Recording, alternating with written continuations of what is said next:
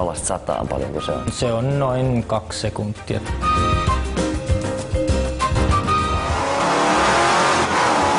Se kysyi, että mistä hoitolaitoksesta sä oot karannut, että hän haluaisi sinne samaa.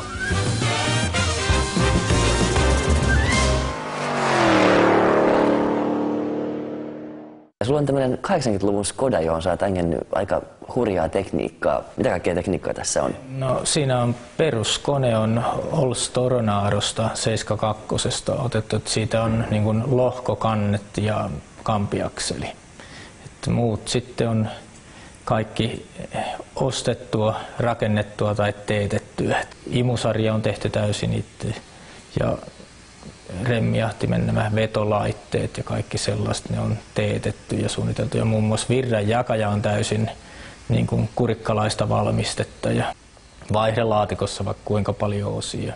Sitä on aika paljon muuteltu ja vahvisteltu, että kyllä se on monta kertaa saatu hajotettua.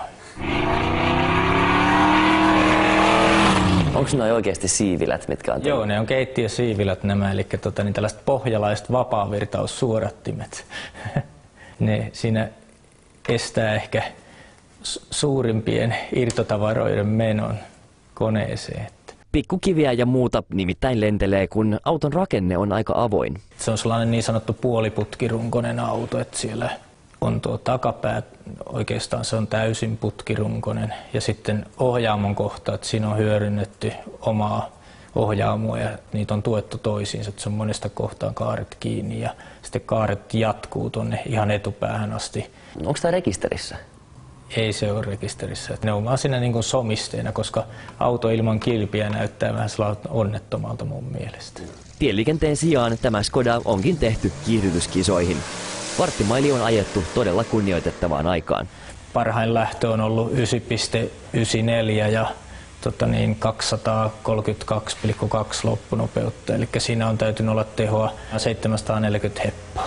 Nollasta sataan paljonko se on? Se on noin 2 sekuntia, vähän pidosta riippuu. Että jos ei ole pitoa, niin se sutii ja sitten jos on pitoa, niin se keulii. Että se on vähän vaikea aina löytää se sopiva balanssi siihen, että se keulii välillä vähän liikaakin. Ei siis muuta kuin testaamaan Seinäjoen lentokentälle.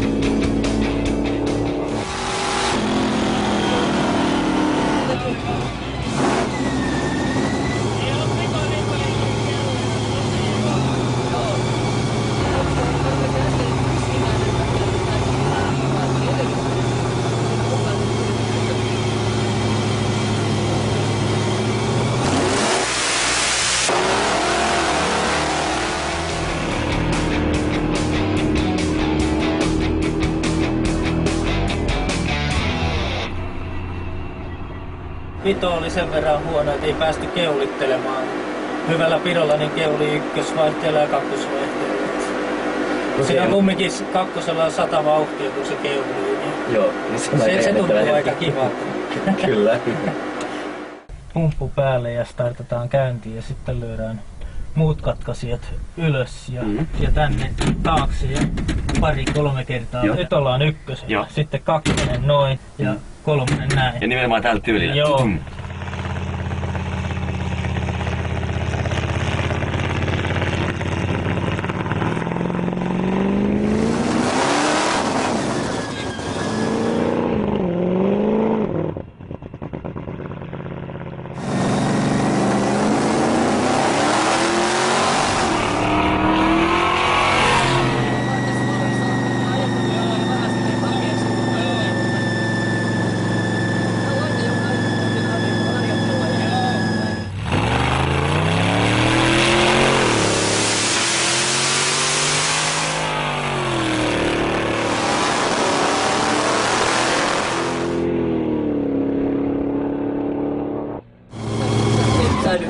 ja pysäytettiin lopulta sille, että moottori meni pois. Joo, koska jarrut ei riitä tämän pidättämiseen. Joo. Jos kierroksia vähänkin koneessa, niin se ei pysty tappamaan tätä vääntöä nämä jarrut. Joo. Se vaan menee.